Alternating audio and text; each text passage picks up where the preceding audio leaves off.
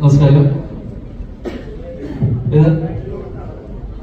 വിഷ്ണു നായകനാകുന്ന ഈ സിനിമയിൽ ചെറിയൊരു വേഷം ചെയ്യാൻ സാധിച്ചത് ഒരുപാട് സന്തോഷം ആദ്യം തന്നെ അറിയിക്കുന്നു.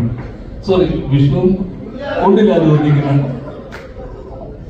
ഈ സിനിമയിൽ ഒരു ചെറിയ ഭാഗമാകാൻ കഴിഞ്ഞില്ല, ആദ്യം തന്നെ ഉള്ള സന്തോഷം. കാരണം നായകനാണല്ലോ മെയിൻ സംസാരിക്കുക. നമ്മൾ പ്രിൻസിലൊക്കെ സംസാരിച്ചപ്പോ മെയിൻ ഞാനായിരുന്നു, ഒറ്റ ദിവസം മെയിനാണ് സംസാരിക്കുക. ഈ സിനിമയെ കുറിച്ച് പറയുമ്പോൾ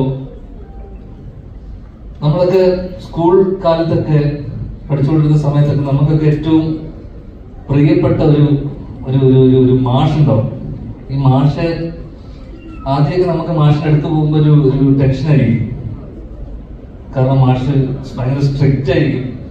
അപ്പോ മാഷിനെ അടുക്കും തോറുമാണ് നമ്മൾ മനസ്സിലാക്കുക ഇദ്ദേഹം ഏതാ അതേ മാഷിനെ കുറിച്ച്. അപ്പോ നമ്മള് അടുക്കും തോറും മാഷിന്റെ ഉള്ളിലുള്ള സ്നേഹം നമ്മൾ തിരിച്ചറിഞ്ഞു. അങ്ങനെ ഞങ്ങളുടെ ഏറ്റവും പ്രിയപ്പെട്ട മാഷ്, കാരണം ഒരു സ്കൂൾ കാലഘട്ടം അല്ലെങ്കിൽ ആ സ്കൂൾ കാലഘട്ടത്തിലുള്ള കുറെ എപ്പോഴും സ്കൂൾ സമയത്ത് നമ്മളെങ്ങനെ വെച്ചാൽ പിള്ളേരൊക്കെ കളിച്ചു നടക്കും. കാരണം നമ്മള് ലിറ്ററലി കളിച്ചു നടക്കായിരുന്നു. കളിയുടെ കാര്യമൊക്കെ പറയുമ്പോൾ എനിക്കൊക്കെ ഒരുപാട് ഓർമ്മകൾ ഉണ്ടാവും അല്ലേ.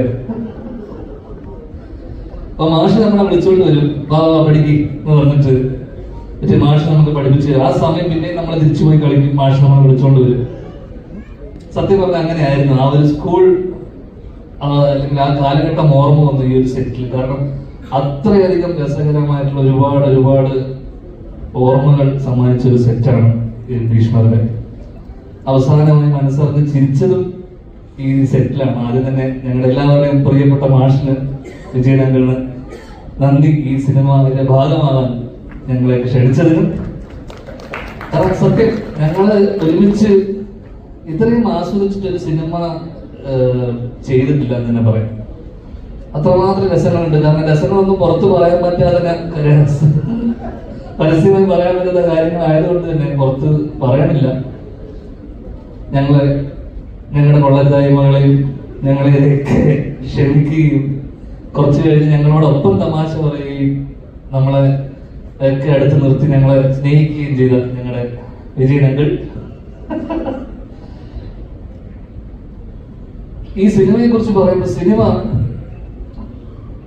ഈ തമാശകളും ഈ രസങ്ങൾക്കൊക്കെ അപ്പുറത്തേക്ക് ഈ സിനിമ ഒരു പഴയ പ്രിയദർശൻ അല്ലെങ്കിൽ പ്രിയനങ്ങളുടെയൊക്കെ സിനിമകൾ ഓർമ്മപ്പെടുത്തുന്ന പോലത്തെ ഒരു ഫൺ ഫാമിലി എന്റർടൈനർ ആണ് ഈ സിനിമ. കാരണം ഒരുപാട് ആക്ടേഴ്സ് ഉണ്ട് ഇവിടെ വന്നിരിക്കുന്നത്. ഒരുപാട് നടന്മാരുള്ള ഒരു സിനിമ, ഒരു വലിയ സിനിമയാണ്. ആ രസങ്ങളൊക്കെ എനിക്ക് തോന്നുന്ന ഒരു പരിധിവരെ തിയേറ്ററിൽ ആൾക്കാർ ചിരിക്കാനും അല്ലെങ്കിൽ ഇഷ്ടപ്പെടുന്ന രീതിയിലുള്ള നല്ല ഹ്യൂമറുള്ള അല്ലെങ്കിൽ നല്ല രസമായിട്ടുള്ള കുറെ ഇൻസിഡൻസ് ഉള്ള ഒരു കോർത്തിണക്കിയിട്ടുള്ള ഒരു സിനിമയാണത്.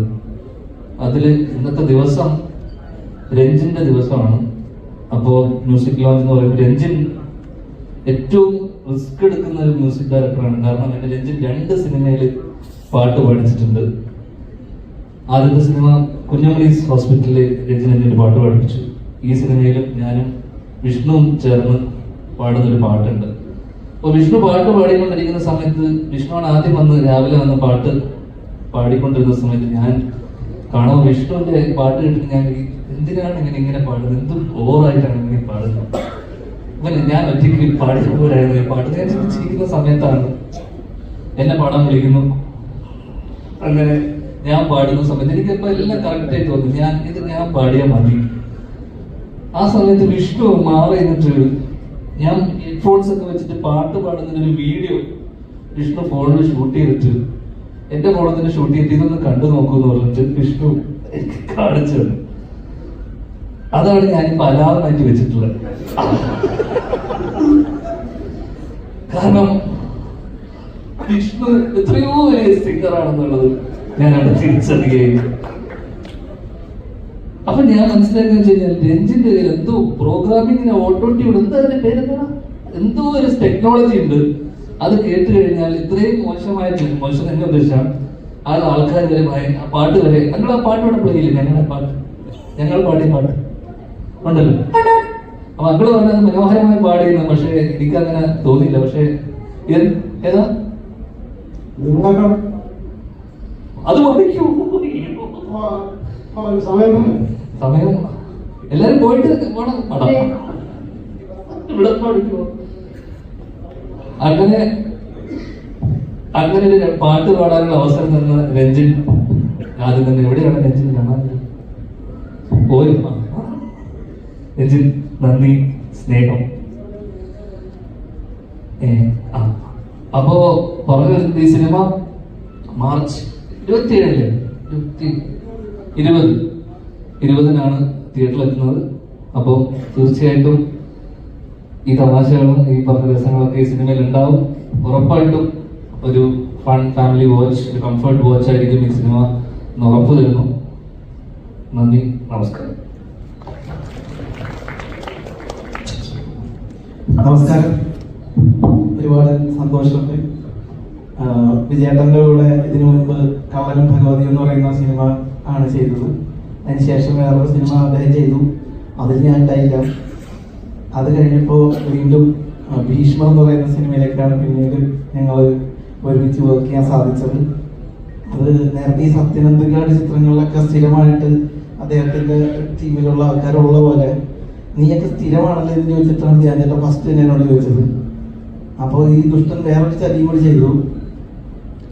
ഈ പടത്തിന്റെ പ്രീ പ്രൊഡക്ഷൻ കാര്യങ്ങളൊക്കെ നടക്കുന്ന സമയത്ത് ഞാൻ ഇടയ്ക്ക് വിജയേട്ടനെ വിളിച്ച് ചോദിക്കും, ചേട്ടൻ സ്ക്രിപ്റ്റ് എന്തായി, കഴിയുമ്പോൾ ഒന്നും തരില്ലേ എന്നൊക്കെ പറഞ്ഞ് ചോദിക്കും. അപ്പോൾ പുള്ളി കഴിയുമ്പോഴത്തേക്ക് അതൊക്കെ പറഞ്ഞ് ഇങ്ങനെ പറയും. അതിന് ശേഷമാണ് ഞാൻ അറിയുന്നത്. പിന്നെ തുടങ്ങാൻ തൊട്ടുമ്പോ തന്നോട്ടാ ഞാൻ മൊത്തം വായിച്ചിട്ട് ഹാപ്പി. അപ്പൊ അത്ര ഡിലേ ആവാൻ കാര്യം എന്താണെന്ന് പിന്നെയാണ് ഞാൻ അറിഞ്ഞത്. ധ്യാനിന്റെ അടുത്ത് കഥ പറഞ്ഞപ്പോ പുള്ളി വെച്ച് ധ്യാനം സ്ക്രിപ്റ്റ് ഞാൻ അയക്കാമെന്ന് സാറ് പറഞ്ഞപ്പോ സ്ക്രിപ്റ്റോ എന്റെ അങ്ങനെ പറയുമ്പോ ഞാൻ ചെയ്യുന്നു. അങ്ങനെയല്ലേ നമ്മളെ ബന്ധപ്പെട്ടിട്ട് എനിക്ക് നുണവാദം ശരിയല്ല. അതെ, സത്യമാണ്.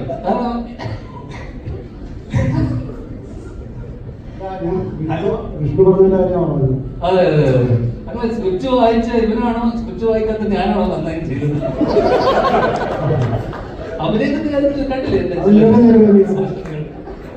അത് മാർച്ച് 20